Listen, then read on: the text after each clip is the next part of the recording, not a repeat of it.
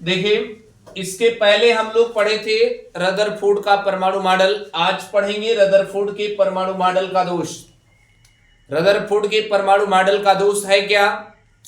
देखिए, मैक्सवेल का ये इलेक्ट्रॉन बताए थे, रदरफोर्ड ने क्या बताया था कि अगर ये नाभिक है और नाभिक के चारों, रदरफोर्ड ने यही बताया था कि नाभिक के चारों ओर इलेक्ट्रॉन सभी कक्षाओं में चक्कर लगाता है। रदरफोर्ड यही बताए थे क्या कि इलेक्ट्रॉन नाभिक के चारों, न्यूक्लियस के चारों ओर जितनी भी वृत्ताकार कक्षाएं हैं सभी वृत्ताकार कक्षाओं में चक्कर लगाता है।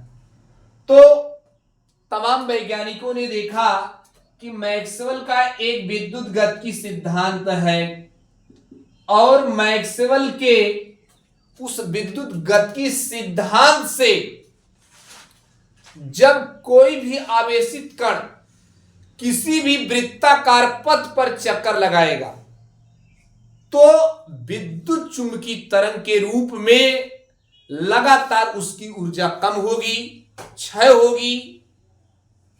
इसी प्रकार से इनके सिद्धांत के अनुसार पर ये लोग देखे कि ये इलेक्ट्रॉन है, यहां पर मान लीजिए ये इलेक्ट्रॉन है और ये हमने नाभिक बनाया नाभिक, और जब इलेक्ट्रॉन नाभिक के चारों ओर ऐसे चक्कर लगाएगा तो इलेक्ट्रॉन नाभिक के चारों चक्कर लगाएगा तो विद्युत चुंबकीय तरंग के रूप में लगातार उसकी ऊर्जा कम होगी। देखिए, वैज्ञानिकों ने देखा यही कि ये कहे कि इलेक्ट्रॉन नाभिक के चारों सभी कक्षाओं में चक्कर लगाता है कि अगर इलेक्ट्रॉन नाभिक के चारों सभी कक्षाओं में चक्कर लगाता है तो मैक्सवेल का विद्युत गतिकी इलेक्ट्रॉन ऋणावेशित होता, भाई उस पर आवेश है। तो इलेक्ट्रॉन जब चक्कर लगाएगा तो मैक्सवेल के विद्युत गतिकी सिद्धांत के अनुसार उसके वृत्ति पथ की त्रिज्या वो विद्युत चुंबकीय तरंग के रूप में ऊर्जा का उत्सर्जन करेगा, और ऊर्जा का जब उत्सर्जन करेगा तो देखिए उसके वृत्ति पथ की त्रिज्या ऐसे छोटी होती जाएगी, ऐसे ऐसे छोटी होती जाएगी, और एक वक्त आएगा कि इलेक्ट्रॉन एकदम नाभिक के करीब आएगा और इलेक्ट्रॉन नाभिक में गिर जाएगा और जिससे परमाणु का अस्तित्व तो समाप्त हो जाएगा और परमाणु अस्थायी हो जाएगा, जबकि वास्तव में परमाणु अस्थायी होता है। इस प्रकार रदरफोर्ड परमाणु के अस्थायित्व की व्याख्या नहीं कर पाए। अब एक बात आपके दिमाग ये भी प्रश्न होगा कि सर सूर्य के चारों ओर पृथ्वी चक्कर लगाती है, सूर्य के चारों ओर पृथ्वी चक्कर लगाती है, तो क्यों पृथ्वी अनंत काल तक चक्कर लगाती रहती है और कभी उसकी ऊर्जा क्यों नहीं कम होती है? पृथ्वी के चारों ओर चंद्रमा चक्कर लगाता रहता है और ये चंद्रमा भी अनंत काल तक, ये बहुत बड़ी चीज है, कहीं भी इसका जिक्र बुक में नहीं किया गया है। चंद्रमा भी अनंत काल तक उसका चक्कर लगाता रहता है, लेकिन उसकी ऊर्जा क्यों नहीं क्षय होती? याद रखिए, ऊर्जा मैक्सवेल का विद्युत गतिकी सिद्धांत में बताया गया है कि कोई आवेशित कण अगर वृत्ताकार पथ पर चक्कर लगाएगा उसकी ऊर्जा क्षय होगी। अगर कोई आवेशित कण वृत्ताकार पथ पर चक्कर लगाएगा उसकी ऊर्जा क्षय होगी। लेकिन आपका जो ये देख रहे हैं जो पृथ्वी होती है, पृथ्वी पर कोई आवेश नहीं होता, न धनावेशित न ऋणावेशित। चंद्रमा पर कोई आवेश नहीं होता है, ये आवेशित कण ही नहीं होते हैं, इसीलिए ये पृथ्वी सूर्य के चारों ओर अनंत काल तक चक्कर लगा रही है, अनंत काल से और अनंत काल तक लगाती रहेगी। ये चंद्रमा भी पृथ्वी के चारों ओर अनंत काल से चक्कर लगा रही है और अनंत काल तक चक्कर लगाती रहेगी। तो ये पहला दोष मैंने आपको बता दिया कि मैक्सवेल के विद्युत गतिकी सिद्धांत के अनुसार अगर ये इलेक्ट्रॉन नाभिक के चारों ओर चक्कर लगाएगा तो विद्युत चुंबकीय तरंग के रूप में ऊर्जा का उत्सर्जन करेगा, और जब ऊर्जा का उत्सर्जन करेगा तो उसके वृत्ति पथ की त्रिज्या ऐसे छोटी होती जाएगी और इलेक्ट्रॉन नाभिक के करीब आएगा, अंत में इलेक्ट्रॉन नाभिक में गिर जाएगा और परमाणु का अस्तित्व समाप्त हो जाएगा, परमाणु अस्थायी हो जाएगा, और जबकि वास्तव में परमाणु अस्थायी होता है। इस प्रकार रदरफोर्ड पहली कमी उनकी में पाई गई, परमाणु के अस्थायित्व की व्याख्या नहीं कर पाए। दूसरा कि भाई दूसरी बात ये बताएंगे आप कि इनके अनुसार परमाणु का जो उत्सर्जन स्पेक्ट्रम है वो लगातार सतत होना चाहिए, लेकिन परमाणु का उत्सर्जन स्पेक्ट्रम सतत ना होकर असतत होता है। देखिए उत्सर्जन स्पेक्ट्रम सतत होना चाहिए, लेकिन सतत होता नहीं है। ये सतत नहीं होता है, ये बल्कि असतत होता है। असतत का मतलब रेखीय होता है। परमाणु का उत्सर्जन स्पेक्ट्रम रेखीय होता है। इस प्रकार रदरफोर्ड इस बात को भी नहीं समझा सके।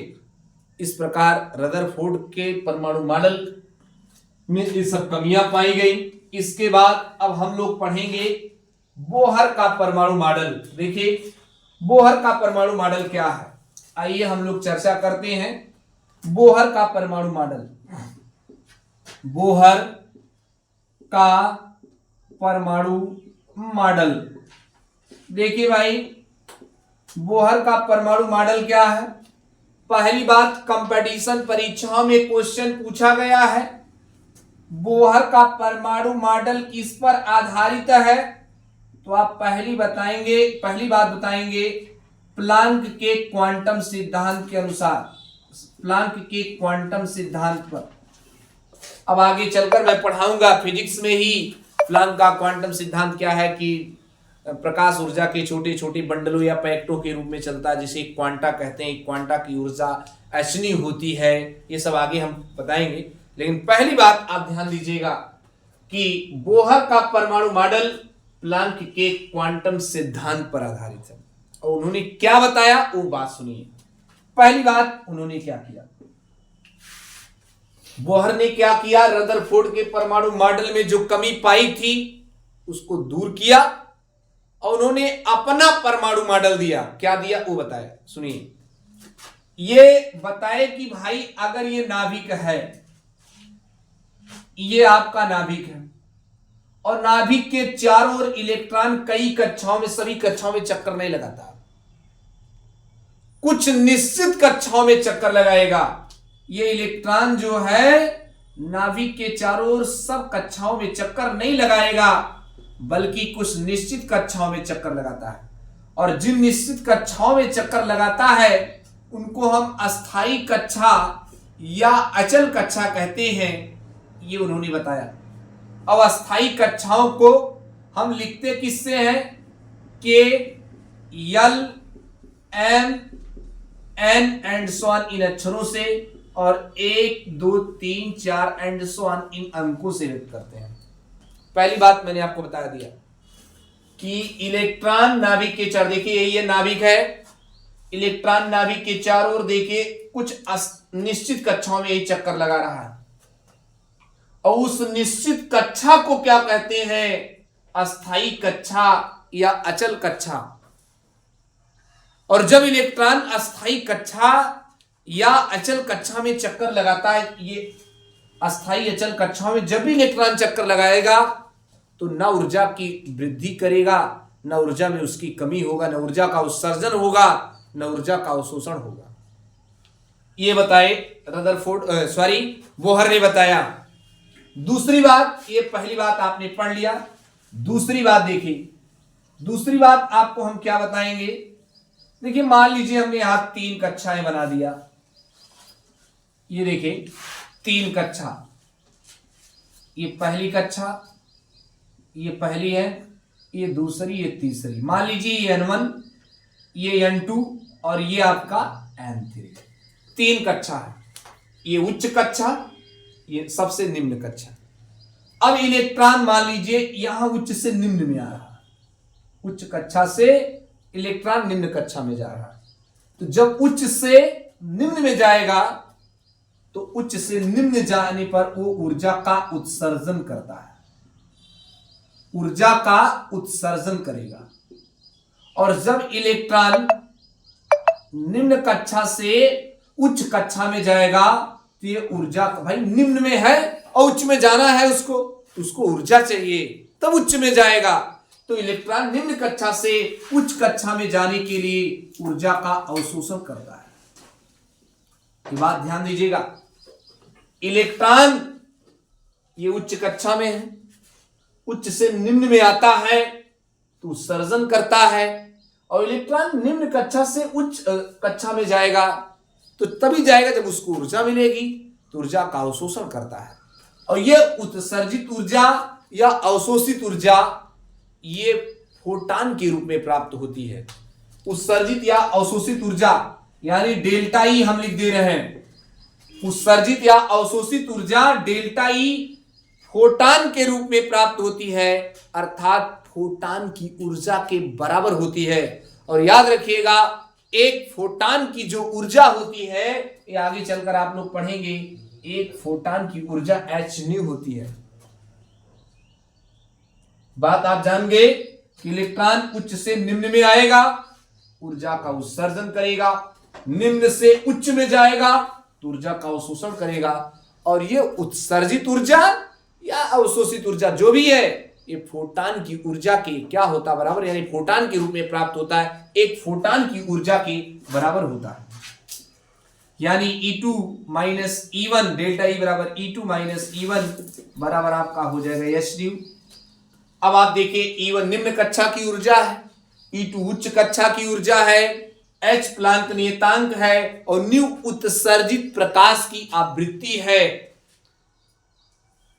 न्यू उत्सर्जित प्रकाश की क्या है, आवृत्ति। ये दूसरी बात हो गई।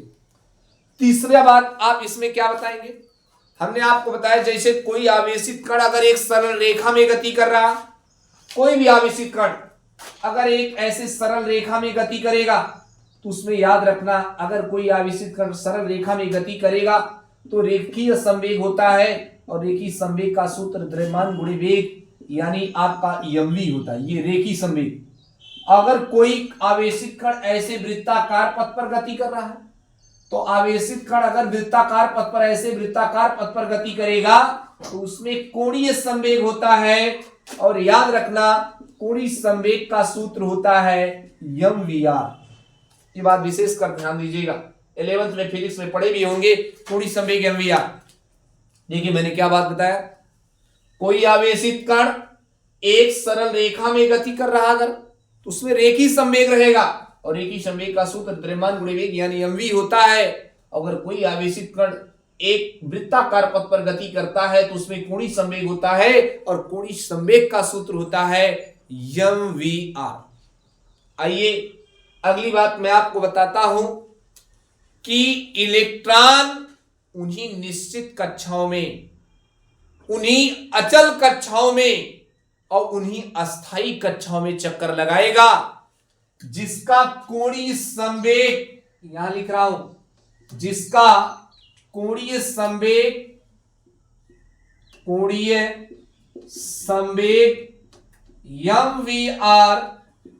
h/2 का पूर्ण गुणक माने पूरा गुणांक के रूप में होगा। यानी जैसे यहां n लगा दिया, n का मतलब 1 2 3 4 5 6 7 एंड सो ऑन, इस प्रकार से होगा। h/2 का पूर्ण गुणक या सरल गुणक के रूप में होता है, अर्थात कोणीय संवेग mvr बराबर nh/2।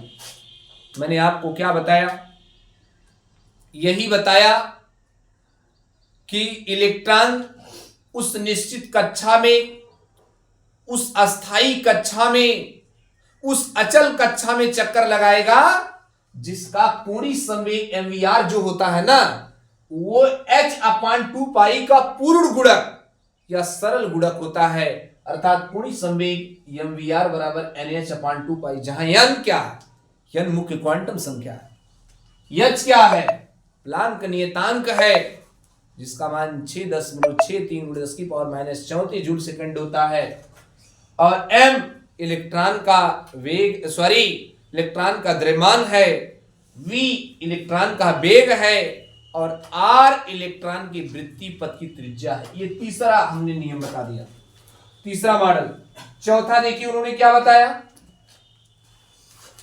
कि जब इलेक्ट्रॉन वृत्ताकार पथ पर घूम रहा है, जैसे इलेक्ट्रॉन वृत्ताकार पथ पर ऐसे घूम रहा है, ये वृत्ताकार पथ है और इलेक्ट्रॉन वृत्ताकार पथ पर ऐसे घूम रहा है, तो इस इलेक्ट्रॉन पर दो बल लगेगा, एक बल मोड़ के केंद्र की ओर लगेगा और एक बल मोड़ के केंद्र से बाहर की ओर लगेगा।